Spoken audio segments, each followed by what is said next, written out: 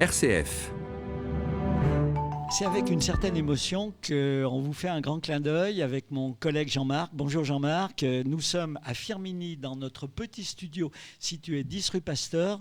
Ce studio, il a vécu pendant plus d'une dizaine d'années et puis il s'est arrêté, on veut dire faute de combattants. Et maintenant, il va redémarrer assez régulièrement pour vous donner des nouvelles de la vallée de l'Ondaine et bien sûr de Firminy.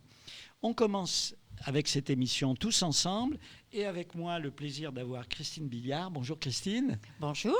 Et puis Françoise Courbon. Bonjour.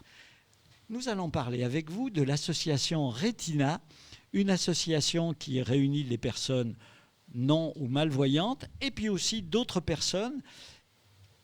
Françoise, vous dites en souriant, je suis les yeux. Dites-nous qui vous êtes et ce que vous faites avec l'association Retina dont Christine est la responsable. Christiane, pardon. Eh bien oui, quand je dis que je suis les yeux, c'est un peu ça. Bon, moi je suis voyante, myope certes, mais voyante. Et par conséquent, eh bien, mon rôle est surtout de les accompagner. Par exemple, quand il faut des déplacements en voiture, les accompagner pour écrire des documents, pour remplir des documents, les accompagner parfois aussi en les tenant par le bras, parce que, bon, Christiane, c'est pas son cas, mais il y a dans le groupe disons des malvoyants complets, ils sont dans le noir, comme ils disent, j'aime bien leur expression, et eux, il faut aussi les guider en leur tenant le bras, en les conduisant, parce qu'ils ne peuvent pas se conduire tout seuls en ville. Donc voilà, c'est pour ça que j'y suis leurs yeux, parce qu'en fait, je fais tout ce que leur handicap les empêche de faire, et c'est bien agréable. Alors dites-nous, vous la responsable de ce groupe depuis maintenant plus d'une vingtaine d'années, présentez-nous Retina. Alors Retina, j'ai connu Retina tout à fait par hasard en allant à une exposition à l'hôpital de Bellevue. Il y a une dame qui m'a posé la question, qu'est-ce que vous avez ? J'ai dit, j'ai une maladie assez rare qui s'appelle la maladie de Stargardt. Elle m'a dit, mais attendez madame, vous êtes tout à fait dans les cas de rétina. À cette époque-là, Retina s'appelait Retina pigmentosa. Puis ils ont changé, ils ont appelé maintenant, c'est Retina France. Donc si vous voulez, Retina sert surtout pour la recherche médicale en ophtalmologie, pour essayer de trouver des solutions médicales pour toutes ces maladies de la rétine et autres, bien sûr, toutes les maladies des yeux maintenant, et puis aussi pour l'appareillage des gens qui sont handicapés visuels. Voilà, donc depuis un certain nombre d'années, des activités nombreuses. Il y a le gala dont on va parler une fois par an, un gala festif, et aussi pour récolter des sous, si j'ose dire, mais aussi au quotidien, le groupe Retina propose un certain nombre d'activités. Dites-nous un peu comment ça se passe. Alors, il y a plusieurs choses. Donc, nous, le groupe Retina se retrouve tous les deuxièmes mercredis du mois, salle François Mitterrand à Firminy, dans une salle prêtée par la mairie. Nous avons participé début février à un repas dans le noir à Saint-Chamond. Alors, dites-nous, vous y étiez, Françoise ? Bien sûr. Alors, un repas dans le noir, de quoi s'agit-il ? Quelle drôle d'idée ! Heureusement que Françoise y était pour nous emmener à Saint-Chamond. Voilà. Donc, c'est un lycée d'application qui nous fait manger les yeux bandés dans le noir pour que les gens soient sensibilisés à la perte de vue totale. Et alors, je vais donner l'expérience, mon expérience. Bon, c'est très, très, très amusant et très intéressant à vivre.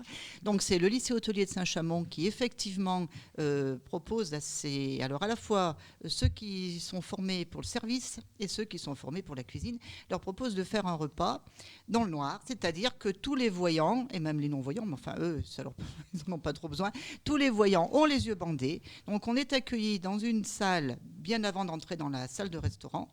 On nous bande les yeux et puis on part en petit train guidé par un serveur qui nous amène à notre table. Il y a déjà première sensation, trouver sa chaise, comment on s'assoit, est-ce que je ne m'assois pas à côté de ma chaise. Enfin, bon, c'est toujours assez intéressant. Et puis ensuite, eh bien, alors c'est des repas quand même gastronomiques, hein, c'est de la haute cuisine. Le lycée de Saint-Chamond, c'est quelque chose. Hein. Oui, il est quand même réputé. Et alors le jeu, parce qu'ils nous disent bien sûr absolument pas ce qu'on mange, hein. Donc ils nous indiquent toujours. Alors pour les serveurs, c'est très intéressant aussi parce qu'il faut qu'ils s'adaptent. Donc ils nous guident, ils nous mettent le verre dans la main, ils nous expliquent où sont les couverts, ils nous expliquent où est le pain. Et bon voilà, il n'y a pas de catastrophe. Il n'y a pas eu de catastrophe. Hein, ça c'est assez extraordinaire. Et puis, eh bien après le grand jeu, c'est d'essayer de comprendre ce qu'on mange. Et alors là. Autant vous dire qu'on a des surprises. Et là, Christiane. on a le responsable, le responsable, Monsieur Portier, qui nous invite chaque fois. C'est la deuxième fois qu'on le fait. Ça se passe très bien. Et les gens qui ne connaissent pas du tout apprécient beaucoup. Je vois que Jean-Claude Deverger n'a pas l'air de connaître les repas dans le noir. Alors, j'en avais entendu parler, mais je n'ai jamais Bon, pratiqué. l'année prochaine, je dirais, on pensera à vous. Écoutez, très bien, c'est promis. Je vous conseille de tester parce que vous découvrez que en fait, vos yeux vous transforment le goût. C'est pas possible. C'est dites. incroyable. C'est-à-dire que quand on ne voit pas ce qu'on mange, ben, on ne reconnaît pas du tout ce qu'on mange. Donc les yeux, par exemple, on ne sait même pas parfois si on mange de la viande ou du légume. Les yeux nous donnent des indices très importants que le goût simple et l'odeur ne suffit pas. C'est-à-dire qu'on se fait déjà une image et après le goût et l'odeur viennent. Et là, on n'a pas les yeux, donc alors on essaye les sensations. Alors du coup, les sensations sont développées, c'est très intéressant pour nous. On a les sens hyper développés. Et vous, Voilà. vous confirmez, Christiane, que vous développez tous les autres. Moi, je vais vous dire, je suis très sotte parce que je porte pas trop, je porte pas trop mon masque pendant ces repas parce que je trouve que déjà je vois mal. Alors je dis c'est pas la peine d'en rajouter. Alors, je me fais un petit peu critiquer, mais c'est pas grave. Voilà. Elle triche un peu. Je triche un peu, comme on dit. J'ai eu l'expérience aussi. Donc là, pour le repas dans le noir, c'est vrai que pour nous, c'est vraiment, on a l'impression d'une explosion de sensations qu'on n'arrive pas à comprendre, à reconnaître. Donc ça, c'est génial. Et puis, j'avais essayé une fois dans les spectacles en audio-description. J'avais essayé de faire comme eux, c'était pour un opéra, essayer de mettre dans l'ambiance. J'ai dit, je prends le casque, je ferme les yeux de moi-même et j'essaye de me rendre compte de l'effet que ça fait. Impressionnant. Alors c'est sûr que la vue, ça nous gêne de ne pas voir, mais alors au niveau de la musique, moi j'avais l'impression que la musique était beaucoup plus fine. J'avais bon, c'est vrai que j'aime la musique, mais alors j'avais une acuité et une concentration. J'ai fait un acte, j'étais épuisée. Alors, c'est une activité que vous pratiquez avec vos adhérents, cher C'est-à-dire Christiane. que c'est Monsieur Portier, donc le responsable de lycée d'application, qui nous contacte et c'est lui qui s'occupe de tout. Hein. Nous y allons vraiment en tant qu'invités. Et il envoie une très belle somme à Retina pour la recherche. Je crois que l'année passée, il avait envoyé, je crois, 1400 € à Retina. Formidable. Voilà. Alors, l'audiodescription, eh bien, ça se pratique chez nous, à Saint-Étienne. Ça va se pratiquer dans les jours qui viennent, d'ailleurs. Oui, donc à Saint-Étienne, nous avons beaucoup de chance. Nous avons l'Opéra de Saint-Étienne qui pratique l'audiodescription pour certains opéras. L'année passée, on avait eu 2 spectacles en audiodescription. Cette année, malheureusement, on n'en a qu'un, mais c'est toujours ça. Et puis la Comédie de Saint-Étienne aussi, qui nous donne un spectacle. Rappelez-moi le titre. C'est pas un opéra. Et le cœur fut mon corps. Le cœur fume encore, une pièce de théâtre le 23 mars. En Alors, audiodescription. l'audiodescription, vous avez donc un casque et vous avez la description de ce que les voyants, finalement, voient. Ouais. Mais vous entendez aussi la musique et les dialogues. Exactement. Alors, quand c'est en français, c'est peut-être moins fondamental pour nous. Oui. Mais quand c'est en étranger, quand c'est des langues étrangères, les prompteurs, par exemple à l'opéra, les prompteurs qui sont en haut de l'opéra, à gauche et à droite, nous, les malvoyants et non-voyants, on ne les voit pas, on ne peut pas les lire. Donc, avec l'audiodescription, on a toute la traduction, ce qui est extraordinaire. Alors, le théâtre, l'opéra, le cinéma aussi. On espère que bientôt, à Firminy, à Unieux, les boucles permettront de faire ça. Voilà. Voilà, on attend ça au cinéma de Majestic. Voilà, pour nous, on est dessus. Oui. Voilà. Normalement, ça devrait se faire assez rapidement au Majestic. J'aurais bien aimé aussi que ça se fasse au Quarto, ce serait bien. Mais pour revenir sur l'audiodescription, c'est vrai que donc moi j'ai fait l'expérience en tant que voyante. Ils décrivent, alors ce sont des professionnels qui font le métier, hein, qui font l'audiodescription. Ils décrivent les décors, les entrées et sorties, les positions des personnages, et ils arrivent à placer ça entre les morceaux, entre les dialogues et entre les morceaux chantés. Donc c'est vraiment un métier de professionnel. Hein. Ça demande beaucoup de précision, beaucoup de rigueur. Il ne faut pas qu'il surcharge. Mais moi, la fois où je l'avais testé, j'ai trouvé que c'était assez bien fait. Dans l'ensemble, vous êtes plutôt satisfait. Alors, c'est l'association RAS. C'est très bien fait. Il y en a qui disent que ça gêne. Non, moi, personnellement, ça ne m'a jamais gêné. Au contraire, je trouve que c'est vraiment un plus. J'avais vu Madame Butterfly plusieurs fois comme ça, d'une façon classique. Et quand l'année passée, je l'ai vu en audiodescription, j'ai trouvé que pour moi, c'était vraiment un très gros plus. Voilà, donc cette audio-description, il y a également à la Cinémathèque de Saint-Étienne un travail intéressant fait sur l'audio-description, en particulier de films du patrimoine. Je vous donnerai les coordonnées et ça permettra de valoriser toutes ces belles initiatives. Alors avec votre groupe des amis de Retina, donc vous sortez pour les sorties en audio-description, pour les repas dans le noir, et puis une fois par mois, c'est aussi l'occasion de se rencontrer. Voilà, une fois par mois, donc on se retrouve salle François Mitterrand, rue Gambetta à Firminy. On parle un petit peu de tout ce qui se fait, de nos petits problèmes, nos petits soucis. On se donne des informations parce qu'on ne sait pas tout, évidemment. Et puis là, nous avons beaucoup travaillé à la construction de ce concert que nous allons faire le 31 mars. Alors maintenant, 31 mars, direction le Majestic à Firminy pour le concert annuel de Retina. Alors ce concert s'appelle 1000 cœurs pour un regard. Ils l'ont commencé à Retina en 96 et nous à Firminy, on a commencé d'y participer en 98. Donc il y a eu plein de chorales qui sont venues et cette année, je fais un petit peu comme l'année passée, je fais beaucoup intervenir des chorales d'enfants. Ça, c'est une belle initiative. C'est assez original, finalement. Depuis quelques années, les contacts sont pris. Et pour les enfants ou les collégiens, c'est formidable. Les institutrices m'ont dit que les enfants étaient ravis de monter sur scène. Bien sûr, c'est quelque chose d'extraordinaire. C'est pas la choriste de Festivocal, chère Françoise, qui nous dira le contraire. Se produire, c'est le but lorsqu'on travaille dans un chœur. Ah ben c'est le but, c'est l'objectif. Et puis il y a cet effet que je trouve fabuleux du groupe, quoi, de participer ensemble à faire quelque chose. Et on est porté par le groupe. Et je pense que pour les enfants qui toute l'année travaillent, ils n'ont pas beaucoup d'occasions, les pauvres, de se produire, à part le spectacle de fin d'année. Oui. Là, c'est génial qu'ils puissent être sur la scène du Majestic en plus, quoi. C'est fabuleux. Là, il y a deux avantages. Donc, ça permet aux enfants d'être sur scène, ce qu'ils ne connaissent pas, beaucoup. Et la deuxième chose, ça permet aussi de faire une sensibilisation à la non- et malvoyance. On en profite pour faire les deux choses. Peut-être on les retrouve souvent avant le spectacle pour discuter avec eux de ce qu'ils vont nous apporter. On leur dit, vous allez participer à une action qui va permettre à la recherche de faire des progrès. Ils sont fiers. Voilà, c'est très, très, très fier. Donc, et sans doute les parents aussi, parce que c'est hyper important. Alors, ce que je fais là depuis qu'il y a des enfants qui participent, je fais un enfant qui chante, un accompagnateur gratuit pour pénaliser personne. Pour que un représentant de chaque famille puisse être là. Formidable. Voilà. Alors dites-nous les écoles et les collèges qui sont représentés. Alors voilà, donc pour vous dire, il y a des écoles de Firminy, surtout l'école primaire de Waldeck-Rousseau avec 4 classes. 4 classes.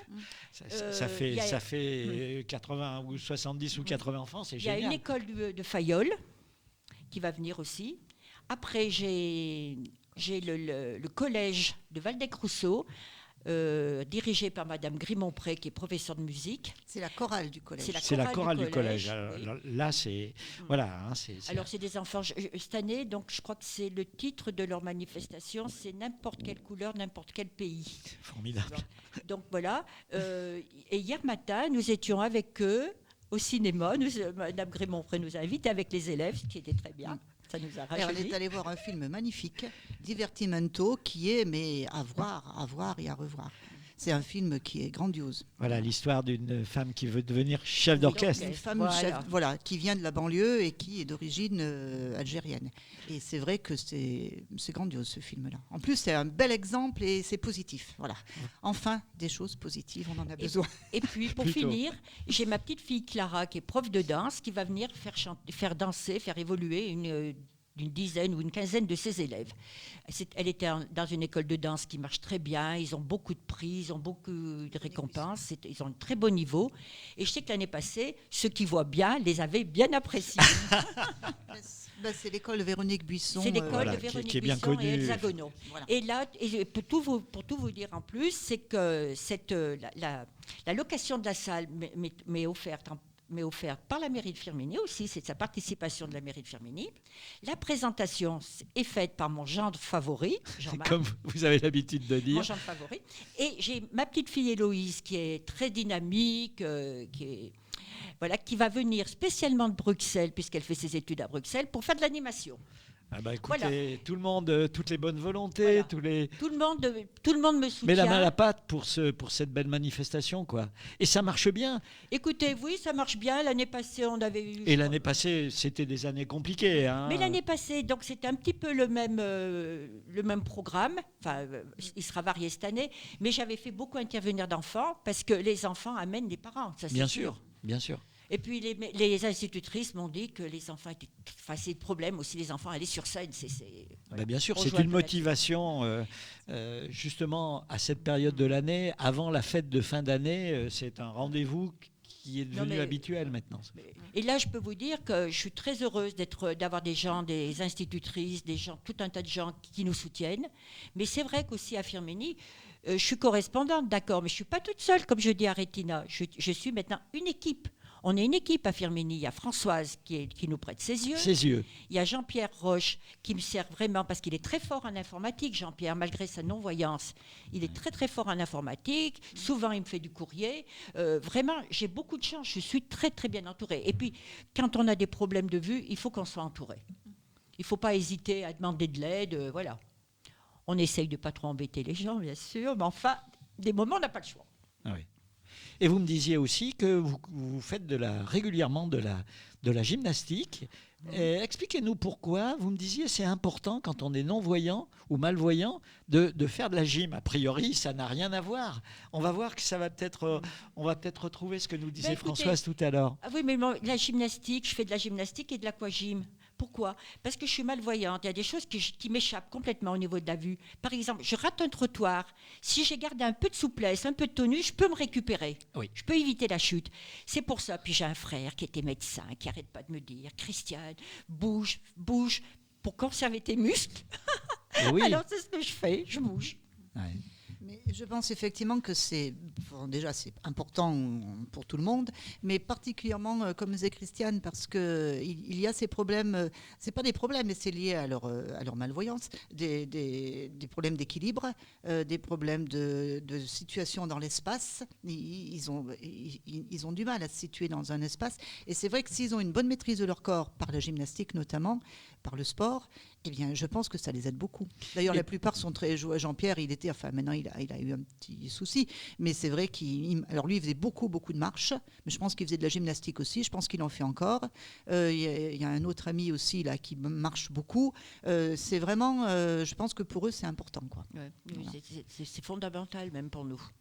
Alors, l'objectif de ce gala, de cette soirée, 1000 cœurs pour un regard, c'est aussi de récolter des fonds. Et chaque année, vous faites un joli petit chèque quand même à Rétina. L'année passée, nous avions fait un chèque, je crois, à peu près de 1500 € pour Rétina, plus le Rotary qui était venu nous offrir un chèque de 800 € pour la recherche en ophtalmologie, le Rotary de Firminy. Et vous suivez aussi les progrès de la recherche, parce que cet argent, il ne part pas nulle part. Cet argent finance des chercheurs et des associations de recherche. Par exemple, là, au colloque où j'étais au mois de novembre... Où vous étiez avec... Où je l'ai accompagné à Paris. Formidable. Donc, nous savons que la DMLA sèche. Pour le moment, ça y est, ils ont quand même une ouverture. Cette DMLA, il n'y avait pas grand-chose. Et maintenant, il y a vraiment quelque chose en vue. Donc, c'est déjà formidable pour tous les gens qui sont touchés par ça. Et puis, pour toutes ces maladies génétiques, les rétinites pigmentaires, mais un peu ciblées, il y a aussi des progrès qui vont se faire. On compte beaucoup là-dessus. Parce que, vous savez, quand on vous dit... Bon, oui, madame, mademoiselle, vous avez un problème aux yeux. Oui, moi, on m'a dit, je devais avoir 15-16 ans. Oui, vous avez un problème aux yeux. Oui. Oh, mais vous ne serez jamais aveugle, mais c'est bon. Bon, écoutez, il faut accepter, mais tout le monde ne l'accepte pas de la même façon. Hein. Moi, je vous dirais franchement, je vis avec. Je vis avec. Ce que je vois, je vois. Ce que je ne vois pas, j'en ai rien à faire. Et des moments, ça m'arrange. Et puis, vous savez ce que je dis ? Je dis, moi, j'ai une maladie extrêmement rare. Je vois que ce qui est beau. Ça, c'est bien. Écoutez, c'est une formidable conclusion pour cette rencontre, quoi. Parce que vous nous donnez. Je sais que vous n'aimez pas qu'on dise ça, mais vous nous donnez quand même une sacrée leçon de vie. Mais Jean-Claude, il y a des choses tellement plus graves. Il y a des choses. Moi, j'ai vu des enfants, des petits avec des cancers et tout. Comment voulez-vous que nous on se plaigne ? On vit, on est sur nos deux jambes, on vit. Bon, ce qu'on voit pas, on voit pas, mais ce qu'on voit, on en profite. Oui. Oui, moi c'est vrai que c'est ce qui me frappe pour les fréquenter. Alors je fréquente surtout les malvoyants, je ne sais pas les autres handicaps, mais moi je trouve ils ont une force assez extraordinaire. Et puis cette capacité justement à aller de l'avant, toujours. On ne baisse pas les bras, on continue. Et puis surtout, alors la plupart, c'est des gens qui aiment s'amuser. C'est-à-dire qu'ils sont très joyeux. Et ça, moi, je trouve ça superbe. Et j'avais aussi remarqué ça parce qu'on a pu assister avec Rétina à des forums du handicap. Alors, il y a celui de Firminy, mais il y en avait un aussi c'était à Saint-Étienne ou à Lyon. On était allé à Lyon. Donc là, il y avait tous les handicaps. Et j'avais été frappée à la fois par cette espèce de solidarité totale et puis cette approche de la vie très... On la prend comme elle est et on la prend avec le sourire. Mais ça, je trouve que c'est des leçons de vie pour nous qui sont extraordinaires. Voyez, je voudrais vous parler juste de mon amie de Sainte-Ségolène, qui est non-voyante et qui a participé à une étude. Elle a servi, on peut dire, de cobaye à une recherche pour une maladie des yeux. On lui a mis un implant dans l'œil. Elle a participé à toute cette évolution. Je lui avais proposé de venir pour en parler. Et là, écoutez, franchement, moi, je l'admirais. Et Lucie, elle s'appelle Lucie. Et Lucie ne se plaint jamais. Elle a perdu la vue totalement. Si vous voyez la force de caractère, le punch qu'elle a, moi, je suis admirative. Jean-Pierre aussi, mon ami Jean-Pierre Roche, qui est aussi dans le noir total. Jamais une plainte. Vous comprenez compte ?